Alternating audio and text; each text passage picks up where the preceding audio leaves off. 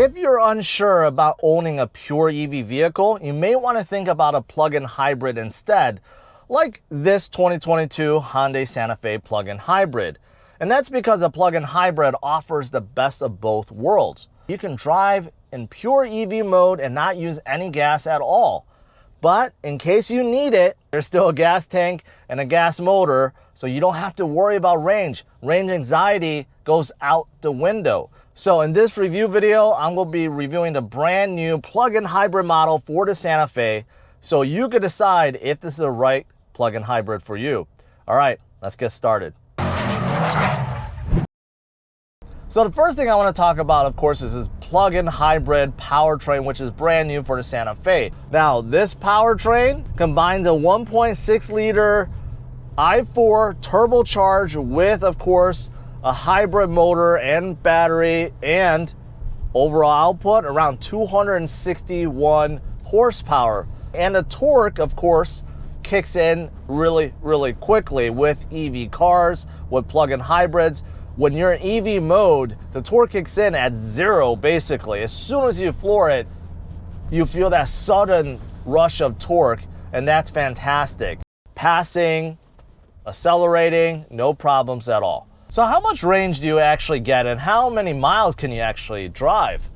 Well, if you have the battery charged up fully, you could get up to 31 miles of pure EV driving. But if you need a little more, obviously, you have that gas engine and gas tank as a backup, and in total you could get around 450 miles. So you don't have range anxiety with this plug-in hybrid. Drive as you normally do. If you run out, the gas engine turns on, so it's really the best of both worlds. Now, as for charging, it really depends on what kind of charger you use. If you have a 240 volt plug at home, then you can charge fully in about 4 hours. But if you're using a household outlet, the 120V, then it's probably gonna take all night. I hear nothing from the road. The tires are silent, no road noise whatsoever. Cars passing by just slightly, no wind noise, absolutely quiet in here. The suspension, the tires are soaking up all the bumps very nicely, just cruising down, almost floating down the road, and it's nice. Now, as for steering, I think steering is good. It feels more or less like a normal Santa Fe. You really can't tell the difference. It's not the most precise. Normally with EV cars, the steering is ultra precise. This isn't bad. There's a little bit of steering play, but honestly, it isn't that bad. The weight also feels pretty good. So I think between the two, it's good. It feels good. And the steering wheel, let's not forget, is also good too. I like the shape. I like the look. The buttons are very easy to understand. Now, as for space, it's good, but not class leading. So the Santa Fe competes with the likes of the CR-V, the RAV4, even its corporate cousin, the Sorento. So in the second row, I'm 5'10". You can see I have about 1 to 2 inches of legroom, 1 or 2 inches of headroom, which isn't bad. It's comfortable for me, but if you're on the taller side, you may feel a little cramped, and it does feel a little bit smaller than some of the others I've mentioned.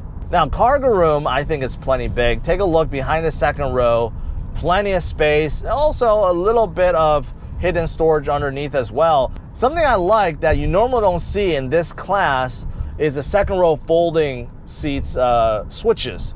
Normally that's reserved for luxury cars. As for exterior looks, the Santa Fe definitely has a funky futuristic look. It's been out since 2019, so a lot of you guys have seen it on the road already. I do like the headlights, especially the daytime running lights. It forms like a cross T, right? Looks really unique. The headlight shape themselves, split, you know, it's just really funky. Overall, on the outside, I think it looks pretty good, pretty decent. Still doesn't look dated, even though it's been out for 3 years, and that's fantastic. Now, this limited edition of this plug-in hybrid Santa Fe is very well equipped. Pretty much every feature you could think of, it has. Look at that quilted leather, the nice stitching, the design. Now, besides the beautiful seats, you also get heated and ventilated seats up front, heated seats in the back, wireless charging. These are all nice things. Also, there is the blind spot view system, which is really unique. So whenever you do make a turn on the turn signal, you'll see your blind spot inside this huge all digital gauge cluster. It's a 12.3-inch digital gauge cluster, and it just works nice. But that's not the only screen. You also get another infotainment screen that's 10.3 inches. Very responsive, very nice. Love it. Wireless Android Auto, wireless Apple CarPlay, both standard. You could also turn on the smart key feature and utilize your phone as a key. That's also pretty cool too. This Santa Fe Limited also has a 360 view camera system, so you can see all around you. Plus it has heated steering wheel, it has different driving modes in case it's snowing out or you feel like going to sport, eco. Now, is there anything bad about the Santa Fe plug-in hybrid? Of course, little things. For example, the center console is a floating design. I think everything is well placed right at your fingertips, and underneath, because it's a floating design, there is space underneath for your bag, for your purse, whatever you want to stuff under there. But if you look at this center console, it is kind of clustered. There's a ton of buttons to control your media, to control your climate control, to control your drive modes, your shifting, right? Plus your buttons for your heated and ventilated seats.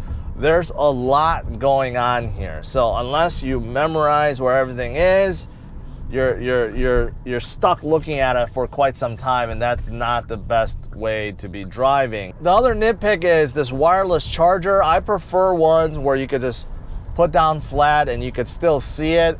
This one you can't, it just sticks in, and it's also a little bit hard to take out too. So there's that. And there's one other thing, and that is when you come to a stop, a quick stop and go, there is unfortunately like this pause. There's a slight delay before the car accelerates. So there's that too. I've noticed that it's pretty pronounced with this Santa Fe plug-in hybrid. I'm not quite sure why. Once you get going, the input from the throttle is great. I've mentioned that already, but somehow when you come to a quick stop and go, there's a slight delay, and that kind of irritates me. Now, as for pricing, there are only two trim levels to this brand new Santa Fe plug-in hybrid. The base is the SEL Convenience, and it starts right at $40,000. Now, this one I'm reviewing is the Limited. That's the upper trim, and it starts right around $46,000. Now, both trims are well equipped, but it really just depends on if you need to have everything that I reviewed today, or you could cut back a little bit. There is one other thing you need to worry about besides price, and that is availability. Unfortunately, Hyundai decided to only release this plug-in hybrid Santa Fe in 11 states. Yes, 11 states. They will have a national rollout eventually, but right now it's very limited. So to conclude, what are my final thoughts about this Santa Fe plug-in hybrid? Well, for those of you guys that are on the fence, like I said at the beginning, you're not sure about buying a pure EV car,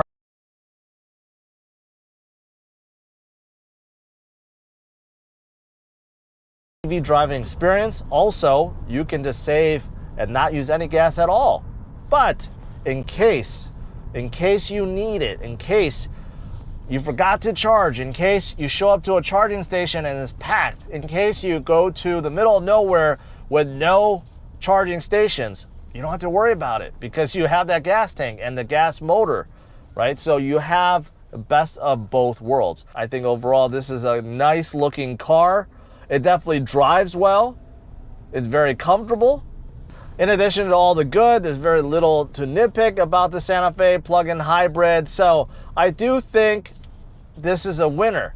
The only thing is, even if you wanted one, it may be hard to find because I said Hyundai is only releasing this in 11 states. Hopefully, they open it up nationwide so that everyone that wants one can get one.